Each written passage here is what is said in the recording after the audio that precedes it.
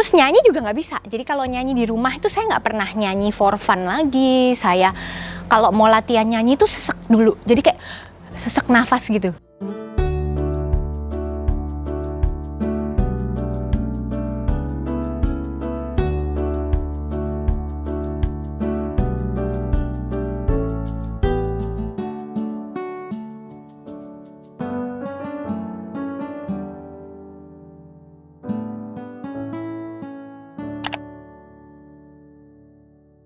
Hai, nama saya Alena Wu. Saya adalah penyanyi, full-time singer profesional dan recording singer.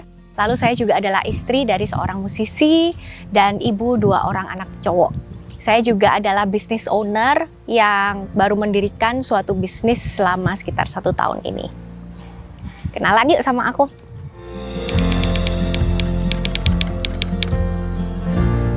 Sejarah karir di dunia musik saya dimulai dari menjuarai Asia Bagus Competition di Malaysia tahun 2000. Jadi saya adalah juara 1 penutup episode terakhir Asia Bagus yang mewakili Indonesia dan bawa bendera Indonesia. Itu salah satu momen bersejarah buat saya. Dan itu memulai karir dari situ, tapi tidak gampang loh teman-teman. Soalnya setelah itu aku nggak langsung dapet deal rekaman. Nggak seperti juara-juara Asia Bagus Indonesia sebelumnya.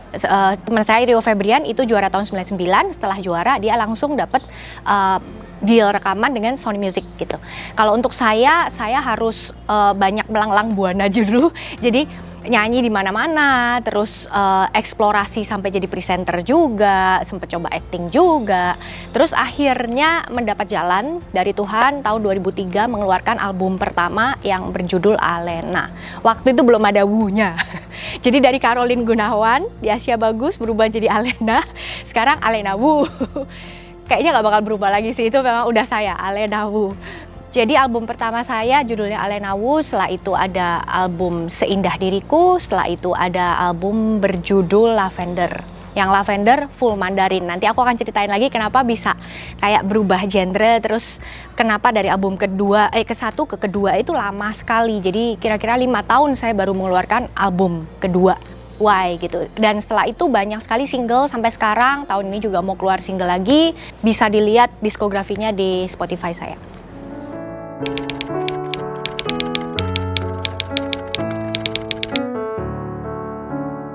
Jadi setelah album pertama itu confidence saya baik. Apalagi album pertama itu kan dibuat oleh pacar saya sendiri yang sekarang menjadi suami. Secara pembuatan album, secara segala macamnya urusan musik tuh sangat-sangat nyaman, sangat-sangat confident. Pokoknya happy banget dengan hasil albumnya. Tapi ini aku jarang cerita sih ya. Di dalam record label saya itu ada beberapa orang yang tidak terlalu suka dengan Alena maupun Popo gitu. Terus banyak sentilan-selintangan yang nggak baik dari orang-orang yang kita percaya sendiri sebenarnya. Jadi kita tuh sangat mempercaya, saya sangat mempercaya orang-orang yang ada di label gitu. Itu juga salah satu pelajaran dari hidup yang saya pelajari bahwa we cannot trust anyone, semuanya, everyone, nggak bisa naif banget. Jadi harus bijaksana juga, harus bijaksana menerima kritikan dan masukan gitu. Saya sendiri karena kasus-kasus itu aku nggak bisa jabarin secara detail. Itu drop banget teman-teman. Jadi drop banget, nggak pede banget. Terus aku merasa albumnya fail banget. Dan lucunya setelah aku merasa fail banget, tiba-tiba MTV telepon. Tiba-tiba salah satu radio yang paling gede di Jakarta telepon. Terus mereka tuh bilang yang kayak gini, Alena, susah banget ya dapet jadwal kamu.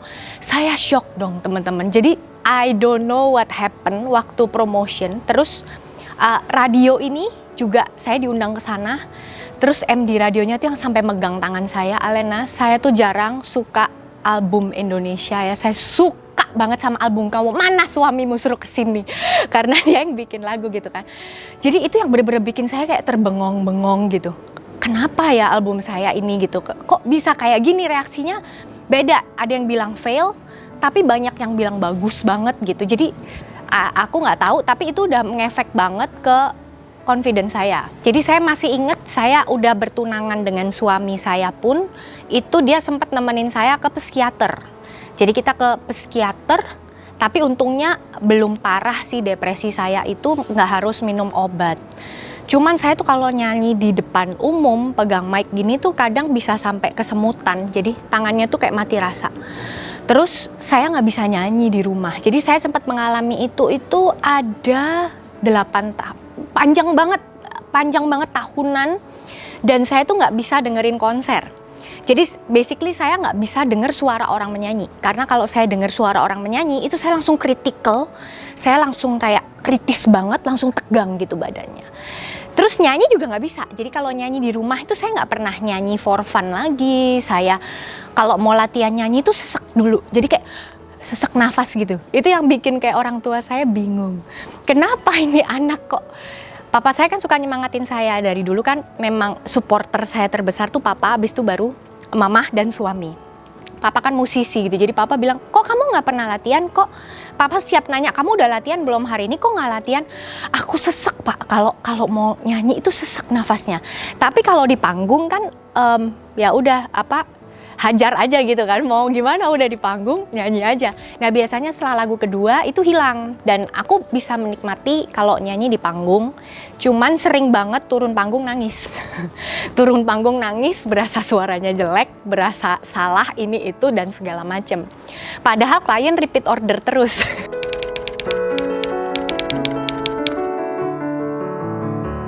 Jadi kesimpulan turning point kesembuhan saya secara gambar diri dan penyakit gak bisa nyanyi itu tadi adalah firman Tuhan dan belajar untuk makin mengenal diri sendiri di mata Tuhan itu seperti apa.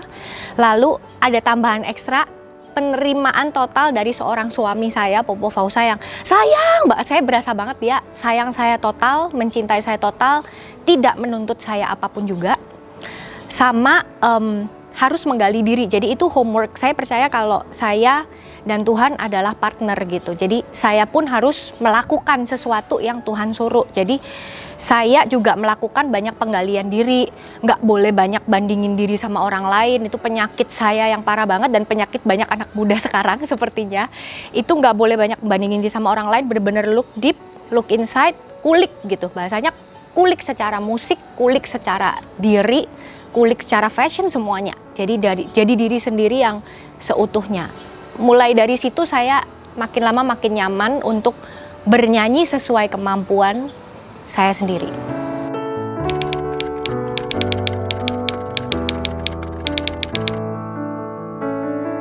Jadi jauh sebelum saya punya album, waktu masih punya nama Caroline Gunawan, belum jadi Alena Wu, itu aku udah sering bahasa musisi itu ngamen. Jadi kita nyanyi di mana-mana dan sering banget nyanyi bahasa Mandarin.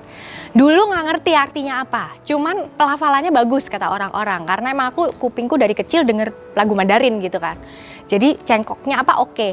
Dan kok setiap saya nyanyi Mandarin itu audiens seneng banget. Mau aku nggak bisa, mau nggak bisa, mereka seneng banget gitu. Nah, kalau bisa aku simpulkan, kayaknya cara Tuhan bekerja dalam hidup aku dan menyembuhkan gambar diri aku itu dari karir juga. Jadi aku dari dulu tuh kekeh loh teman-teman, aku maunya nyanyi Indonesia sama Inggris pokoknya. Kalau nyanyi Mandarin tuh ya buat job aja, buat nyenengin audiens gitu. Tapi sama Tuhan tuh kayak digiring gitu, kayak aku tuh harus bisa nerima diri sendiri ya, memang I'm a Wu gitu loh, Alena Wu gitu. Dulu mau nambahin Wu aja tuh maju mundur. Lalu makin aku terima diri, makin aku pede gitu. Jadi ya memang suara lu tuh bagus untuk nyanyi Mandarin. Terus kenapa nggak lu nyanyi Mandarin? Terus sama Tuhan digiring lagi, bisa ada kesempatan jadi MC berbahasa Mandarin di sebuah TV swasta itu yang nge-push saya mau nggak mau, suka nggak suka harus belajar Mandarin. Nah itu saya les sampai kepala pusing teman-teman, karena saya harus ngeles dengan cepat, nggak bisa speed orang normal. Kalau speed orang normal kan ya seminggu 1-2 kali, PR-nya dikit-dikit. Kalau saya tuh PR-nya dan harus menghafal, benar-benar hafal mati, nadanya nggak boleh salah, karena gimana live di TV gitu, bahasa Mandarin ya harus bagus bahasanya gitu. Mau baca pun itu harus latihan banget, harus ngerti. Ngomong sama orang harus ngerti gitu kan. Jadi itu kayak ditaruh sama Tuhan aja di situ. Nih, memang lu pengen kan, lu mau kan jadi MC nyoba, ya udah tapi Mandarin ya. Terus begitu saya komit ya aku harus mengerjakan PR-nya, belajar dan segala macam. Setelah itu makin lama makin dikenal sama komunitas di Indonesia Mandarin, disuruhlah lebih banyak job nyanyi Mandarin, MC juga gitu. Setelah itu saya makin yakin, oh ya udahlah, mungkin memang di sini gitu rezekinya dan tempatnya di sini, dan ternyata memang benar gitu teman-teman. Jadi suara aku tuh yang paling cocok nyanyi Mandarin. Jadi menyanyi bahasa Indonesia pun biasanya akan Alena style gitu. Alena style yang katanya agak-agak Mandarin gitu memang. Dan keluarlah album Lavender yang full bahasa Mandarin itu dengan nama Alena Wu. Jadi saya udah benar-benar menerima identitas diri saya seperti apa. Suara saya tuh bagus untuk nyanyi Mandarin, oke saya terima gitu. Dan semakin kesini semakin produktif. Jadi saya sekarang membuat lagu Mandarin setiap tahun, single, sekarang trennya single ya. Lalu lagu rohani pun saya juga mulai rutin untuk bikin setiap tahun, karena itu mewakili diri saya. Jadi pokoknya sekarang itu bisa tahu gitu, gue tuh seperti apa sih. Terus jadi gue kalau mau menolorkan suatu produk itu ya harus yang gue banget gitu. Sedangkan kalau dulu cari-cari apa yang lagi populer ya, sekarang bodo amat, yang penting itu mewakili saya banget. Dan message suatu lagu yang saya bikin ini ya bisa jadi berkat buat orang dan titipan gitu dari Tuhan, gitu aja.